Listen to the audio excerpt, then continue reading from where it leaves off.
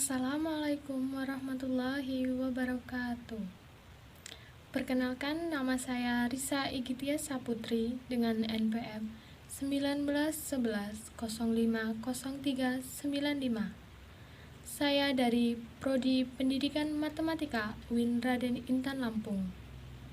Di sini saya akan menyampaikan sedikit tentang materi pencemaran lingkungan.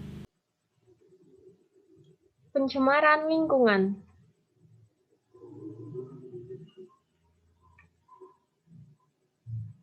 Pencemaran lingkungan adalah perubahan besar pada kondisi lingkungan akibat adanya perkembangan ekonomi dan teknologi. Pencemaran lingkungan juga dapat didefinisikan sebagai perubahan faktor abiotik akibat kegiatan yang melebihi ambang batas toleransi abiotik. Pencemaran lingkungan disebabkan oleh banyak faktor. Salah satu di antaranya adalah manusia.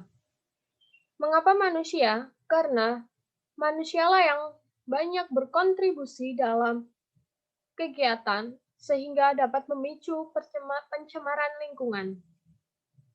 Berikut beberapa jenis pencemaran lingkungan. Terdapat pencemaran air, pencemaran udara, pencemaran tanah, dan pencemaran suara. Yang pertama adalah pencemaran air. Pencemaran air adalah proses masuknya zat, energi, atau komponen ke dalam air sehingga dapat merubah struktur air tersebut. Berikut beberapa sumber pencemaran air. Ada limbah industri, limbah pertanian, dan limbah domestik. Limbah industri berasal dari pabrik-pabrik besar seperti kadmium, merkuri, timbal, dan kolbat. Sedangkan limbah pertanian berasal dari para petani yang menggunakan pupuk-pupuk kimia, yang menggunakan pestisida dan insektisida. Sedangkan limbah domestik merupakan limbah rumah tangga berupa sisa deterjen, sabun, pewarna tekstil, dan lain sebagainya. Adapun dampak dari pencemaran air diantaranya sebagai media untuk penyebaran penyakit. Selanjutnya, menurunnya kadar oksigen di dalam air, sehingga menyebabkan kerusakan ekosistem di bawah laut, dan juga dapat mengganggu rantai makanan bagi hewan laut. Yang kedua adalah pencemaran udara. Pencemaran udara adalah pengotoran udara akibat masuknya zat asing ke dalam udara secara berlebihan. Zat asing tersebut seperti gas atau partikel. Berikut beberapa sumber pencemaran udara. Yang pertama, gas oksida belerang. Yang kedua, karbon monoksida. Yang ketiga, karbon dioksida.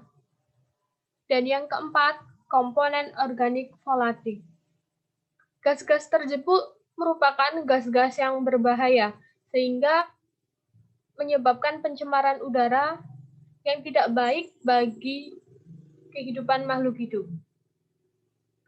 Dampak dari pencemaran udara diantaranya menyebabkan penipisan lapisan ozon.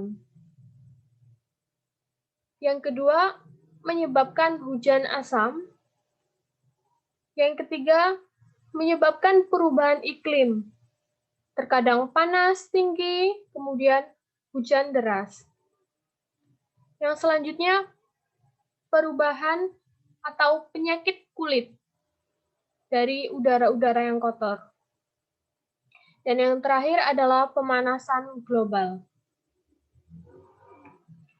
Materi yang selanjutnya ialah pencemaran tanah. Pencemaran tanah adalah keadaan di mana bahan kimia masuk ke dalam dan dapat mengubah struktur tanah tersebut. Ada beberapa macam sumber pencemaran tanah, yaitu berasal dari pertanian, yang di mana petani tersebut menggunakan zat atau cairan-cairan hama. Yang kedua, obat-obatan seperti pestisida dan obat serangga yang digunakan oleh petani juga. Dan yang ketiga, pencemaran berdasarkan hasil penggunaan botol-botol plastik yang berceceran. Dan yang keempat, plastik. Adapun dampak dari pencemaran tanah sebagai berikut. Yang pertama, terganggunya mikroorganisme tanah. Dan terjadi perubahan struktur tanah, bahkan sampai menyebabkan bencana alam seperti tanah longsor. Pencemaran lingkungan yang selanjutnya ialah pencemaran suara. Pencemaran suara adalah gangguan pada lingkungan yang diakibatkan oleh bunyi atau suara yang mengakibatkan ketidaknyamanan makhluk hidup di sekitar. Berikut beberapa sumber pencemaran suara. Sumber pencemaran suara yang sering kita dengar, bahkan kita rasakan ialah suara dari kendaraan-kendaraan, ialah seperti bis atau mobil-mobil besar, suara deru kereta api, suara pesawat terbang, suara deru mesin pabrik-pabrik besar, dan juga suara kendaraan bermotor yang sangat mengganggu telinga. Adapun dampak dari pencemaran suara ialah terganggunya waktu tidur seseorang, terutama bagi anak kecil. Ia akan merasakan bising suara sehingga ia tidak bisa tertidur. Dan selanjutnya, terganggunya pendengaran seseorang, di mana dapat menyebabkan penyakit atau sakit telinga. Cara mencegah atau menanggulangi pencemaran lingkungan. Yang pertama, membangun lingkungan industri jauh dari pemukiman atau kota. Yang kedua, setiap pabrik industri harus mempunyai bak pengolahan limbah, sehingga sebelum ia membuang limbah, limbah tersebut sudah diolah sehingga tidak menyebabkan pencemaran lingkungan. Yang selanjutnya ialah pengurangan pemakaian CFC atau pengurangan pada penggunaan AC atau kulkas-kulkas besar. Yang selanjutnya, mengurangi pemakaian pupuk kimia pada produk pertanian. Kita dapat mengganti pupuk kimia tersebut dengan pupuk organik atau pupuk kompos atau pupuk kandang. Yang selanjutnya ialah memisahkan antara limbah organik dan limbah anorganik. Di mana limbah yang dapat didaur ulang, kita daur ulang, dan yang tidak bisa didaur ulang, kita bisa gunakan untuk menjadi pupuk kompos.